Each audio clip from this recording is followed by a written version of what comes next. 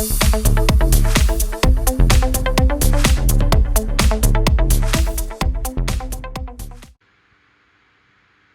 here's a rundown of oxidative phosphorylation step of cellular respiration. And remember, again, all these steps are catalyzed by enzymes. We're just not going to look at a lot of them. The enzymes, in large part, here are in the complexes in the inner mitochondrial membrane. So those big complexes there. And we'll look at one of those, what it looks like. And I'm just going to draw like very rough sketch of this so that you can understand what's happening and the extent to which you need to understand the process. Okay, so I'm going to draw, this is all the mitochondria.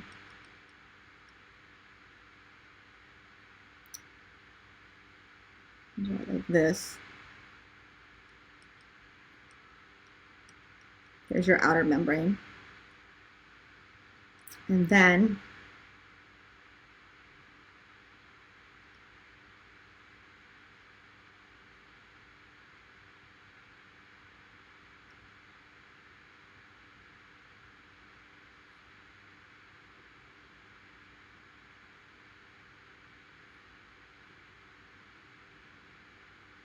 remember, of course, this is very stylized here, but what I'm trying to draw here is your inner membrane, mitochondria, mitochondrion here, and then this is the all-important intermembrane space, this gap in there. And remember, all these are phospholipid bilayers, which is important because that means they're selective and they are gas permeable. They don't let ions in or out, not through the phospholipids themselves. That has to go be regulated across, and other molecules as well, anything polar, anything charged. So these here are the complexes of the electron transport chain. Okay.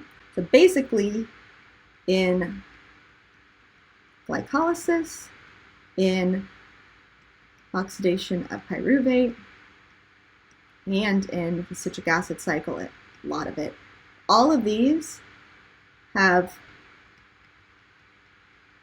extracted electrons from the carbon compounds and made the NADH and FADH2. If you haven't seen the lectures for those, I do have some.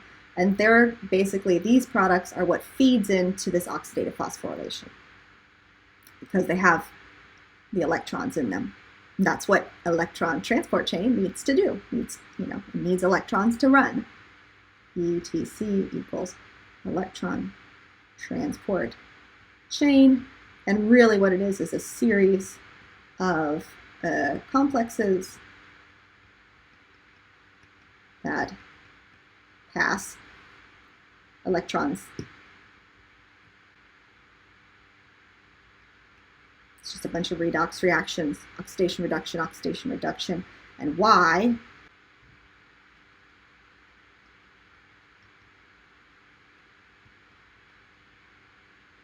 just like in photosynthesis, it allows the hydrogen ions or protons,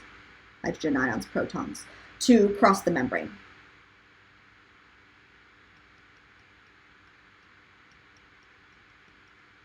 Basically, you have some transport, some pumps in there. Remember, pump is indicative of active transport, so you've got active transport. ATP is not used for this active transport.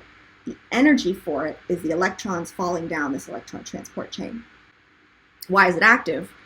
Because you're going to go against the proton concentration gradient. You'll see that now. Okay, so let's do our NADH. It's going to come in. It's going to drop off those electrons, leave as NAD+. It's empty now. So now I've got these 2 electrons in the complex, and those are going to get passed from one complex to the other. So we'll just track it like this. It's going to fall each time it gets passed, it loses a little bit of energy, becomes more and more stable. So you're passing those electrons along. So what are we actually transporting? Hydrogen ions, or those protons.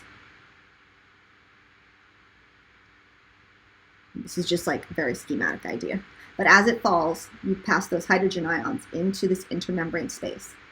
And the reason it's active transport is because it's already very concentrated into the intermembrane space. And this is important because it's sort of like, shoving water behind the dam.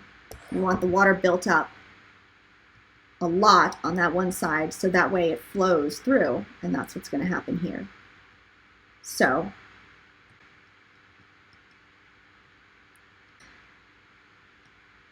the point of the pumping is to create a concentration gradient, which, as you remember from the chapter about energy transfers and such, concentration gradient is a form of potential energy. So it's behind there. So all of this being high on this side and low on that side has a lot of instability in the system.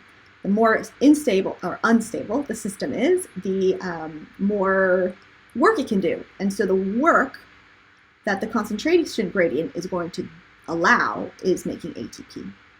So the concentration gradient holds the energy, and that energy is going to be used to make the ATP, which is the whole point of all this. Okay. You also have that other molecule, the FAD, H2. That's going to drop its electrons off as well, just in the second step, and it would be FAD, which goes back and picks up more electrons. Okay, so you're dropping off electrons, pumping hydrogen ions across, and then what happens is the main show here, this molecule, and there's lots of them, and actually there's always two next to each other or in the fold that touch. I don't draw it like that. There's many electron transport chains in the cellular or in the mitochondrial inner membrane, many of them. They're lined up, these complexes are lined up next to each other in groups. So this little guy is ATP synthase. ACE tells you it's an enzyme, which means it catalyzes reactions. Synth means it's going to be building, synthesizing. Guess what it's building? ATP. It's an ATP building enzyme. Not too difficult, so don't get scared of that word. That's all it means. And how does this work? The hydrogen ions flow through the ATP synthase, and as they do that, the ATP synthase turns. And its turning means that, like all our reactions, it's all about shape. And so the conformation or shape of ATP synthase changes as the hydrogen ions goes through.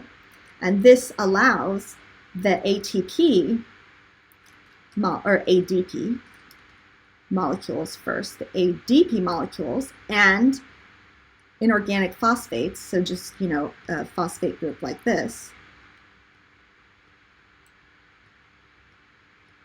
negative, something along those lines, that allows those to be attached together into ATP, the triphosphate from the diphosphate and a 1-phosphate. And this is the point.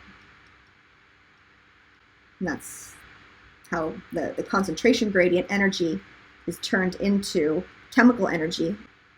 It's a unstable molecule. You've seen that in the chapter 6. Then what does ATP go do?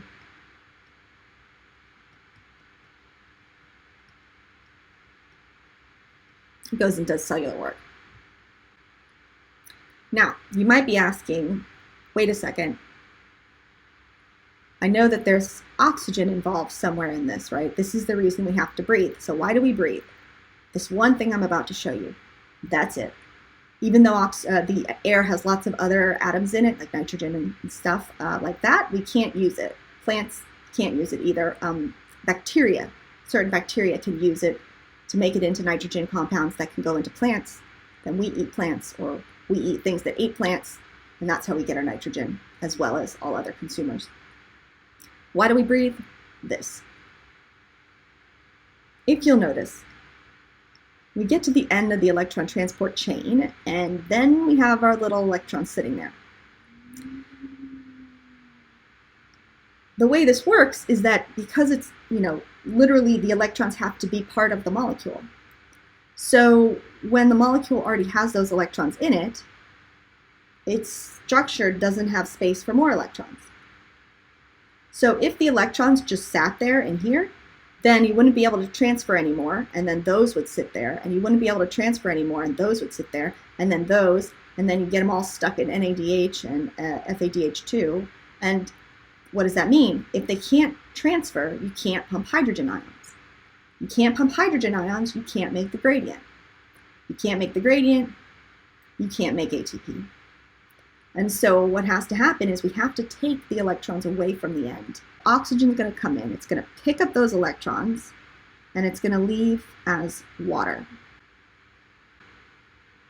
So we call that the final electron acceptor, to accept electrons. So oxygen is the final electron acceptor. Very electronegative. That's why it can take those electrons at the end. So let's actually look at it. There's our oxygen. It's going to take 2 electrons in, and it's going to pick up 2 waters, right? So to make a water, or 2 hydrogens to make water. Okay, and what you might notice here is that you have 2 oxygens, and each water only has 1. So you end up with 1 water, and then you have an extra oxygen that's being held in place. And then it gets 2 more electrons and then 2 hydrogen ions, and then you make a second water. Not too concerned about you knowing the number of waters made.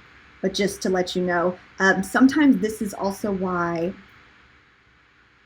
if they're doing this, people will actually write half an oxygen.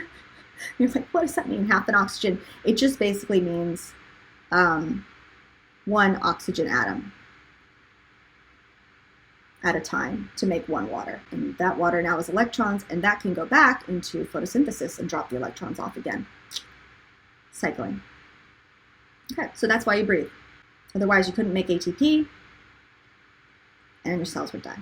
When there's no oxygen, what do? Fermentation. At least for a little bit of time. Let's do this. Okay, so here though we see schematic of the same kind of thing I just drew, but what I want to show you is that there's a lot of poisons that disrupt these kinds of steps. So this is a rat poison, and it blocks the transfer of electrons from here to here. We have cyanide and carbon monoxide blocking the transfer of electrons to oxygen.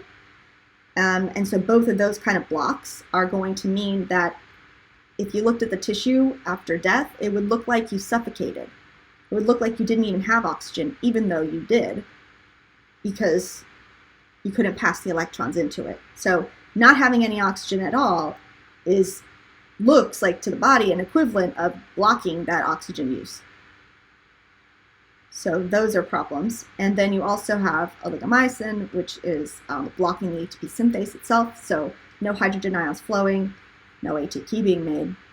And then DNP, which is a molecule that actually makes the bilayer here, those phospholipids, leaky, so it makes the hydrogen ions able to get across. So that means they don't go through this all the time, the ATP synthase, which means they're not always making ATP. They just go back across into the matrix by themselves. So that means your ATP levels are low, which means you're going to need more electrons to make the amount of ATP you need. You need more oxygen. To get more electrons, more molecules by eating or using more molecules of the body in order to make enough ATP. That's also why when you are doing a strenuous activity, let's say, and using a lot of ATP, the more oxygen you need. That's why you have to breathe harder. The more electrons you need, which means that you are going to need to eat more food or it's going to start using the stores in your body. All right, and so that is what you need to know about oxidative phosphorylation.